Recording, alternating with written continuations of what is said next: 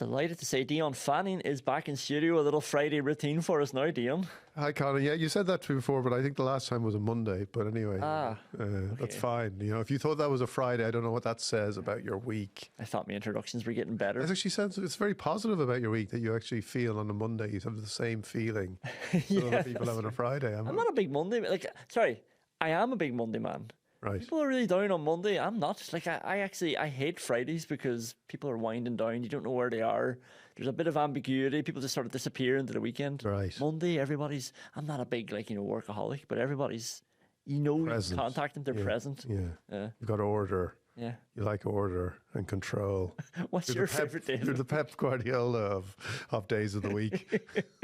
But this Friday, I did feel really good coming in to the office. Like, an away win, a come from behind win, absolutely lovely goals, a lead in this two-legged encounter. So you can imagine my shock that people in the office are like, it's Bulgaria. I'm reading stuff online, even in the Irish Independent, are critically analysing this match. Right. I don't know. I came away from that absolutely buzzing first half. Absolutely buzzing. Absolutely Again, buzzing. We have to examine. Like, there's a couple of things here that are actually more important. Mondays you feel delighted with, and you're absolutely buzzing. I'm not asking for much. You're really not asking for much. I can't imagine what's going to happen if Ireland actually beat somebody decent. Like, you'll be on a high. It'll be like a month of Mondays. A month of Mondays. There's a good name for a book. But when was the last time? Bulgaria aren't good. That's obvious, even just from watching that match. You wouldn't need to go into the world rankings, and I'm sure everyone's doing now to tell me that they're whatever amount of places behind Ireland. You could just watch not that many behind Ireland. Exactly. And look, when was the last time, apart from, was it 2022, that Qatar, Azerbaijan run, that glorious run? It was amazing. Yeah, we played some great football for 3 games. Scotland. Qatar, the Anthony Barry go. Exactly. I always wonder about it. Why did he waste it on the Qatar match? Like, they've been talking about this, insight into Anthony Barry's genius for how many years? What's it, 3 years? Yeah. And it's like, the one question I was like, why did you use it against Qatar? Yeah. In the middle of a qualification campaign, but the Qatar match. Yeah, let's roll. I've got something up my sleeve here that the Qataris won't have seen before. I'll use it in the friendly, but we had our own set piece routine in this match as well. Mikey Johnson sliding it down. And to Troy Parrott. Like, there was all stuff like this. Finn Azaz crossing the ball in, Manning missing it with his head. Yeah. And there was good ball. Even Manning playing on the left wing, which people didn't predict. They thought it would be Robbie Brady. And I must say, I was pretty I saw the team, and you have that feeling of sort of, oh God, what's going to happen here? And Manning being kind of central to it. And again, everyone's saying, and Hallgrimsson has talked about having these settled squads and these settled teams, and then it seems contradictory to that Ryan Manning, who wasn't in the squad, who's only in there when O'Dowd pulled out, is now in the starting 11. But then maybe he's looking at the functions that players can do rather than putting in a different player to do the job he wants somebody to do. Yeah, we're going to come to Heimir in a second, but that Manning decision, there is an element of Heimir sort of throwing darts in the dark, but he might actually land on something. And you're not going to like this question, but I watched that first half. I watched Manning, he has a bit about him in the box. He'll find a little inside pass that you weren't expecting, a little reverse ball. Azaz Johnson off Parrott, who was lovely one touch, knitting the play. I was watching this game thinking, it's just the sort of match that children would look at and think, you know what? I like those boys. I like that team. Can I get an Azaz shirt? Yeah, maybe. I actually, on the other side, without, I'm going to pick up your positivity baton in a second. But before I do that, I was, on the WhatsApp group for my coaches for the under-11s team, we were saying how heartening the Ireland defending was for anyone who has to watch what under-11s do on a weekly basis. Nathan Collins passing balls to the opposition in his own box. We see that. If you coach under-11s teams, you see that every week. So it's like, they're doing it here too. But no, it's a funny one. Well, it's just interesting what you're saying. I mean, I agree. There was a lot of things to get excited about, and yet the default position is oh, it's Bulgaria. I met an old colleague of mine on the way in here who said, that match was so bad it proves. It shows that Stephen Bradley is right. Like, League of Ireland players should be playing. And I didn't know if that was a compliment to the League of Ireland or not. But it's... It started by saying that match was so bad. Well, like, the thing is with Ireland, like, and this goes to the heart of things about... Like, I thought there was a hubristic idea around this belief that Ireland would be better off being relegated. And now people, you and I both know well, or have been banging this drum for a long time. And at half time yesterday, even, the RTE panel were talking about, go on now and win this 3-4-1. Yeah. And it's like, in our own little way, we have that kind of English disease where we can't help but either get carried away or else then put it down. It was only Bulgaria. And I felt that about the idea of being relegated. You can't try and war game who Ireland are going to win and lose to. Yeah. Because they're capable of losing to anybody. Yeah, that's probably where I'm coming from. And so when they beat somebody, again, it is the old cliche, but you only beat who's put in front of you. And if they beat somebody, you have to kind of enjoy it because it doesn't happen as regularly as we would like by a long stretch. Yeah. And even on Sunday, we might be looking at it going, God, that Thursday, that was one of the glory days as we watch them struggle. Now Bulgaria did look terrible, so you would expect the job to be finished. Yeah. But it's one of those things where you think, right, let's not try and be too clever here about where Ireland should be. Beat whoever you can beat. Yeah.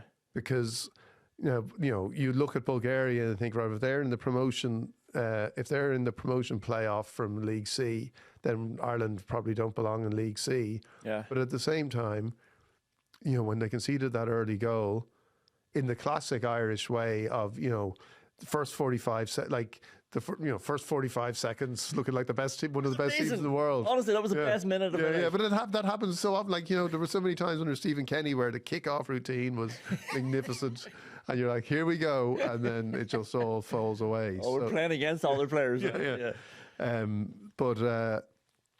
So I think it is one of those things where enjoy it, take heart from the performances. I thought Finn Azaz was very good.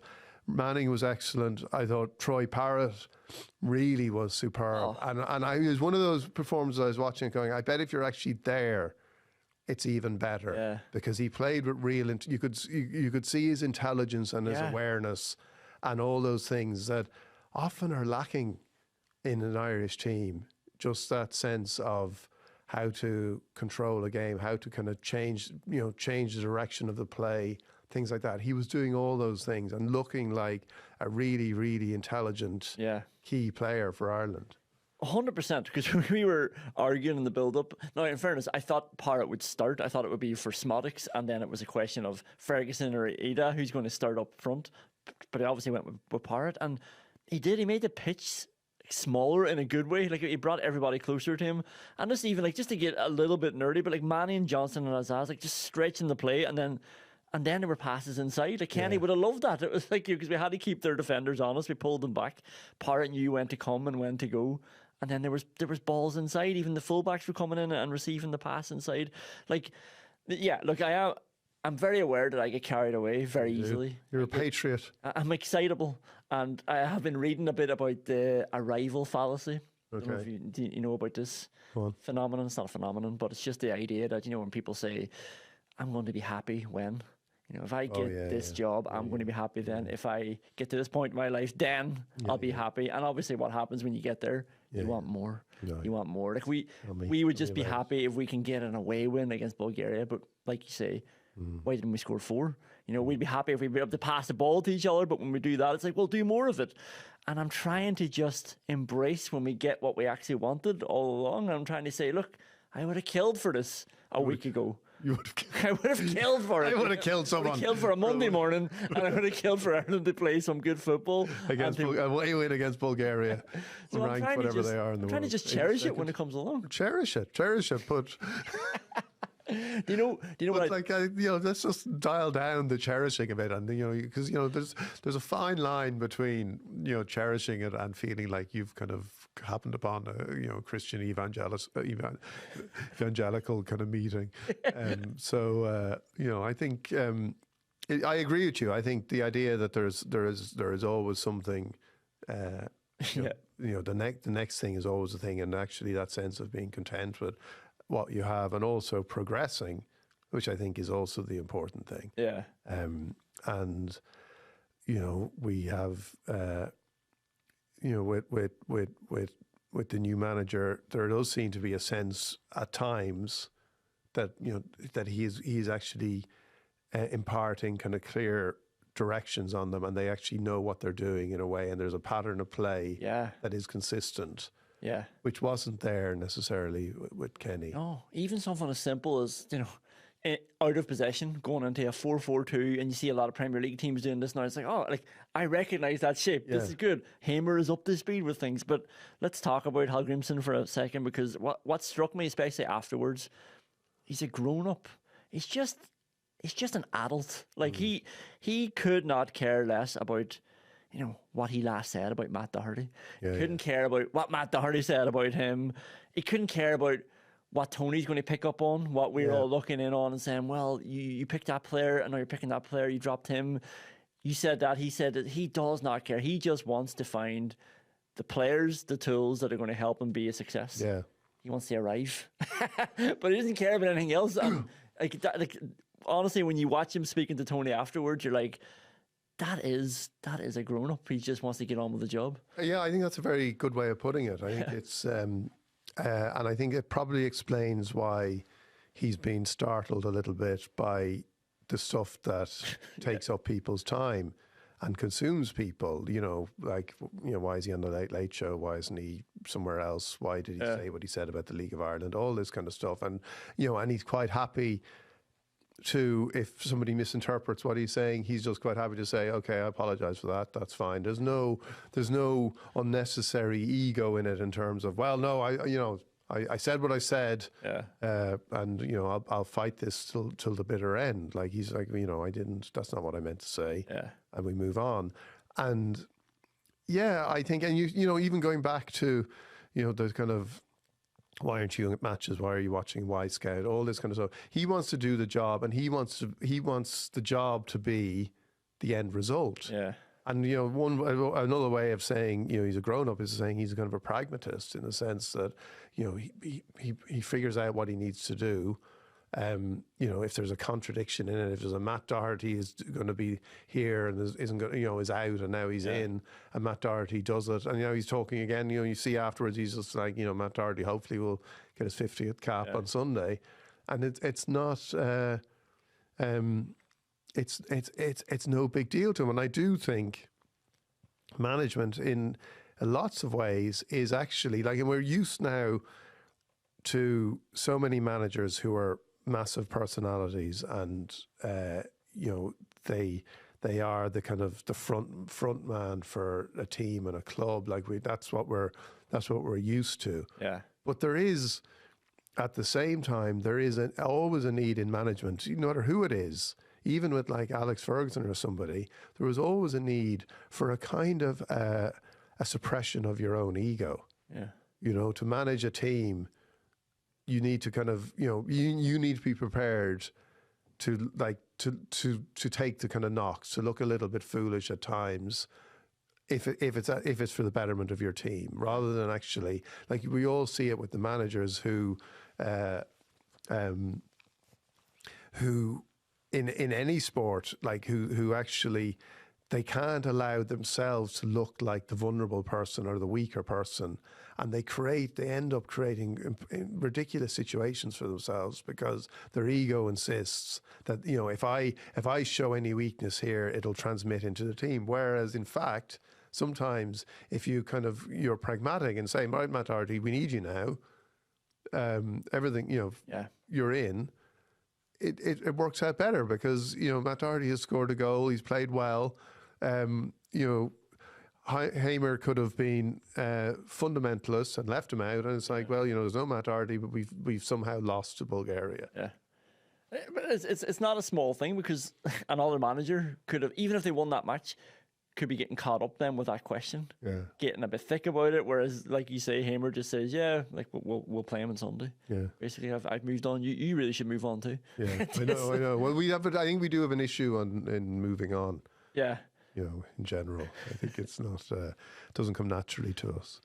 Should we talk about the goals? Because you'll like this. I want to do a little bit of a witch hunt for the first goal. Okay. So Petkov scores. One of the Petkovs score for Bulgaria, and like Mikey Johnson, I know he's an attacking player, but he's doubling up with Matt Doherty. He doesn't need him there. Despotov has the ball, and Johnson's just overstanding with him while his man runs inside. Then Josh Cullen's just getting pinned along his box, which you don't want from your midfielder. Jason Knight drifts over to call these your two midfielders now on one player, basically at the edge of the box, creating all the space at the edge of the box. And Ryan Manning, your hero, like he's supposed to be a defender, is just overseeing all this. And he's watching. I mean, Darragh O'Shea can't do much. He's just following the run across the box. It's backheeled, and Manning gets the best view of it all as the ball's put into the net. And I don't think Caoimhin Kelleher does amazingly. I don't think he could do much, but maybe. Well, I guess a shot that although a shot that goes in off the post, exactly. you it's hard to be too critical of the. Well, it is a witch hunt. So you just who's to blame most. Well, I suppose it is one of those moments where you actually you look at, because we've seen that goal so many times with different characters in it. So you can put someone else. You can put different players in the positions of nearly everyone involved in that. Although without picking up your witch hunt, I think Josh Cullen always seems to be there or thereabouts. But it's just and we saw through the first half, especially just those moments of kind of brain freezes that the Irish team is really capable of, and again tells you about where they are as a team, and as like that's been ongoing for so long that those moments arrive in every game, and the same goal is scored outside the box. Yeah. In virtually every game. Yeah, that's not unlucky. Like we're just. No, it's not unlucky, and it's and teams aren't stupid either. They're not kind of going, oh, what how do we break down this Irish team? They're like, this is how you break down this Irish team. If you do these certain things, they will switch off. They will give you space on the edge of the box. There are these things that are going to happen, that keep happening. Yeah, and again, that is something that you would and you would love to see disappear, and Heimir will presumably, like, that's something that you want to disappear from each game, and then from a sequence of games and all that kind of stuff. But like it takes I was going to say it takes time. There's no guarantee it's going to happen, but you would like to think it's something that begins to happen. And again, and I'm interested in this because he's picked so many players already. And he's talking about, like, he has said he wants to pick a very settled team. You would love to see the same players playing. But again, Thursday to Sunday, you wonder about that. That's the funny thing, because I'm saying there, do you think children will look at this and they'll find new heroes? But like, their heroes will be gone on Sunday. They'll be gone the next camp, because they'll just be playing a different team. You'll be trying to find someone else. Club form will come into, people won't be playing with their club along the way, and then everything will change. But we did get an absolutely lovely goal to get us back into it. We missed it because we were showing a replay of something not important that was happening in the match. It's a lovely switch of play. Robbie Brady just plays it. I think this is a good ball. It's deep. It looks like it's too long, but Troy Parrott isn't going to give up on it. And Troy Parrott's touch is just unbelievable. He just sets it up on a plate for Azaz, and Azaz was really good.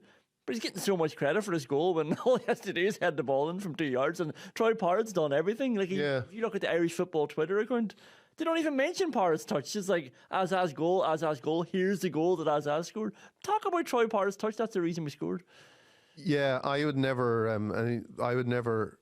like diminish anybody who actually just scores a goal. Yeah, because and you look at his stats for Middlesbrough and the amount of goals he scored, like that's some, and and I don't like, we don't want to, Ryan Manning played well, but like Ryan Manning had a chance 2 as well, and he didn't score, and that was a pretty easy chance too. So I agree with everything you say, especially about Parrott.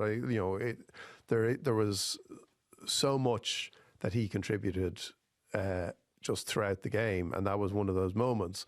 But I wouldn't in any way, I would never say with any Ireland team, especially, oh, he just had to be there and finish it, because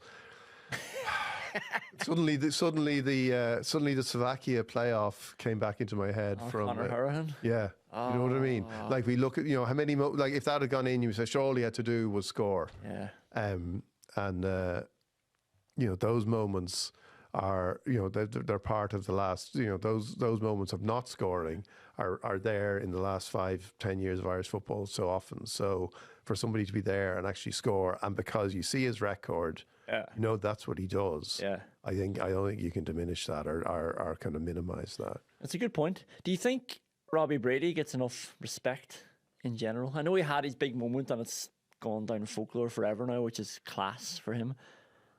Matt Doherty was actually asked about his goal. We'll touch on that, but he was asked about it being similar to Robbie Brady's, and Matt Doherty had to say, "Is that the Euros?" Yeah. No, he did remember the goal, but it seemed like he was like, "What goal are you talking about?" Like it was ancient history. It was only 9 years ago. But Robbie Brady's been playing with Ireland for 13 years, losing his place because he had injuries. Again, out of form at club, comes back in then as an older player. He's played right attacking midfield and scored an important goal out in Bosnia that we didn't see because of the fog. He's played centre midfield in a diamond. He's played centre midfield in a 3. He's played left back, left wing. This guy, I feel like maybe because it's in this era that we're not. It's like being a good United player at the minute. It's like, oh, who really cares? It's an era that we're going to forget. But Robbie Brady has just been there all the time, whenever we need him, wherever we need him. Yeah, I think you've kind of identified why, though, because this isn't a great era, and there is, because of that, there is a huge appetite for something new. There is like, give us something new, give us the change. And, Stephen Kenny, one of the things that, one of the reasons there was such excitement around the Stephen Kenny era to begin with, because there was all these players coming in, Omobama Daly, all these people, Gavin Bazunu, who were new and represented something new, and everyone was excited by that for a while. And Robbie Brady is the opposite of that. As you say, he's been around for a long time. The Irish team haven't been doing much in that period. So people are like, oh God, Robbie Brady again. Give us something new. Yeah, and we've seen this before. We need something different. And if there was somebody who had played, who had got a few headlines for some good performance in the championship after playing a few games and was playing, people would be, or Aaron Connolly. Yeah. There would have been the moment when the team was announced, people would be saying, God, I'm really excited to see this team. Yeah. Rather than that sense of, what are Robbie Brady and Ryan Manning doing in the same team. And you're right. And again, it speaks to Heimir's just sense. Now, other managers have had this too, where it's like, you're clearly working with the player. You see what he's capable of, and you think, right, he's the best player we can have in these positions. And he brings so much to set pieces, to delivery, to, as you say, like just what he can do on the ball is still really important for Ireland. Yeah. And what about Matt Doherty? Speaking of revivals, speaking of Heimir just doing the right thing, I mean, he's taking a lot of abuse. I sometimes roll my eyes when I see comments, but I have to tell you, one way to win me over is to put your head in to win a ball, never mind score a goal, take a clash. And like, it was brave. Heimir was raving about it afterwards. It was a good run. I mean, I feel like the way Matt Doherty was going on in people's heads, people wouldn't have even thought he would make that run anymore. He wouldn't be bothered to get up the pitch. He makes the run, he bursts his lungs, he gets up, wins the ball, he takes the hit, and he scores the goal, and he was quite good. Do you think you say you roll your eyes at comments of his or comments about him? Comments at him. I'm guilty of thinking, Matt, come on, just get on with it. Just come on, get your head down, do the work. Remember he was talking about Heimir, disrespecting him. Didn't like that. I like the humility. Yeah, well, maybe maybe now it'll go full circle, and we'll just enjoy the fact that he doesn't pander to what you kind of expect a footballer to have to say. It's amazing how different it is. I'm watching his post-match interview, talking about the same stuff. Yeah. Because he scored a goal, he's played well. I'm like, he's got a bit of stuff. We need a straight shooter in there. Exactly. That's what we need. That's what we needed all this time. But he was straight shooting before, not like that. This now is So look, it's funny with Doherty because it's almost like you're kind of going, I'm delighted for him. It's like, why? Because because of that reputation he's got, and I think it's clearly the way he is. It's his manner as well, to a degree. Yeah. That makes people think he doesn't care. But in terms of where the Irish team is and where we are, and we spent a lot of time, Matt Doherty is at a level that we want so many other Irish players to be at. Yeah. And you look around that team yesterday and it's like, okay, he's, there's a player who's played at the highest level, who's got a proper career, and I think there is he was his own worst enemy in terms of certain performances. But I think when you get to that level, if you're an Irish player, people are very quick to criticise you too if you don't play as they think you should be playing as a player of that stature. Yeah, like there's it's definitely a dichotomy there, because he is obviously playing at a higher level. Like, to use the example we were using earlier, if Feste Abicelli was suddenly playing the Premier League every week, we'd be like, get him in, this is amazing, we have somebody playing at that level. Matt Doherty, we sort of take it for granted. He obviously thinks that as well. He's looking at that squad being like, I'm playing I've got a way better career than them. But also, like, that squad as a whole, and he's part of that, isn't winning anything. So it's not like he can just come in and command the respect that obviously he wants. He has to drag that squad forward. Now, that's the next challenge for Matt Doherty. Now, can he be a leader? And it's not just his demeanour, I suppose, that people talk about, or his running style. But yeah, I think his post-match interviews, which I suddenly like now all of a sudden, but he's sort of just unfazed by it all. It's just like, yeah, but then he is, in previous generations, would he nobody looked to kind of Stephen Carr or somebody for kind of leadership. You know what I mean? Even though they were having solid Premier League careers, it wasn't like, again, it kind of tells you what's happened around him as well. Now, at the same time, if you're in that situation and you are an experienced Premier League player, you've got to be expected to do stuff. But how much one player can do against kind of constant chaos and what we've seen with Ireland over the last 5 years, it's hard to kind of say. But yeah, at the same time, that's the thing. Like, Doherty is such a, you see Doherty and you see he has an ability to get time on the ball. He has an ability, and he can use the ball, and he can do all these things. So there, I guess maybe there is that sense of, he should be doing more. And then you see him do something like that. Yeah. And as you say, people will be looking at going, I didn't know Matt Doherty cared so much, and yet he would just see it as a kind of natural thing he did. Yeah, he's like, well,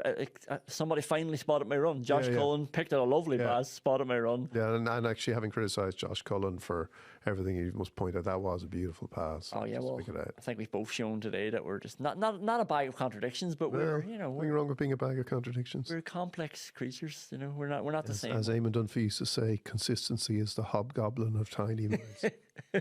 So after this match, just to wrap it all up, are you looking forward more to Sunday? Because I feel like I came in here on ahead of Thursday. And Dan and Aidan were out there, and it was sort of like, come on, there's bigger challenges ahead, and they're right. Yeah. But I just feel like I was getting very excited, maybe too much. But after that first half, I have to tell you, I'm not less excited. I'm looking forward. Really? I'm going to the Viva on Sunday, and I Well, I'll be there too, and I must say I did actually. One of my concerns, and I probably shouldn't say this, is that I was like, well, I hope there's something to play for. When they were talking at half time about Ireland winning 3 or 4-1, I was like, oh God, I'm going to... Oh, you didn't move too far ahead? Traipsing in there with my son on a Sunday evening, for a routine match. I was like, let's have something still to play for. Yeah. So there is this, relegation is... is still a possibility. Yeah, it's only half time. It's only half time. But if Bulgaria are like that, and there's nothing to suggest that they're going to be any better, then Ireland should win it. But I would always, as we said already, this Ireland team still are a long way from not being capable of anything. Yeah. And that includes kind of having, and it is, we've seen it so often, a really flat performance after a positive performance. It was one of the hallmarks, sadly, of the Stephen Kenny era, where you would come away from a game feeling positive, and then the next game it would be so flat. So that's the one thing they need, and that would be another test. And it would be great if he could pick a team very similar. Yeah.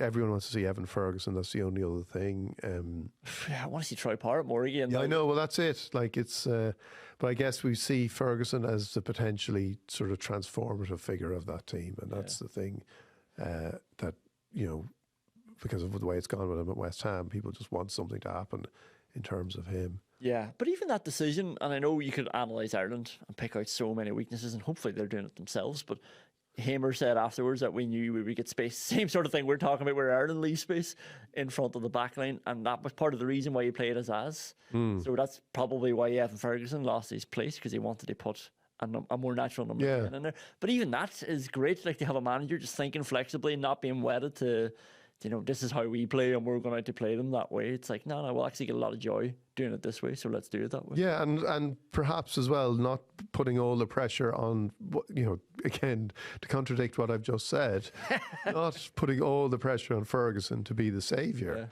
because that's one of the things that I think everybody who is following his career is so invested in, like watching West Ham matches, moving on from Brighton to West Ham, because you're watching Brighton in the same way, hoping Ferguson was going to get on or hoping Ferguson was going to do something good. And now watching West Ham with this slight sense of despair that he's not getting on until the 5 minutes to go. Yeah.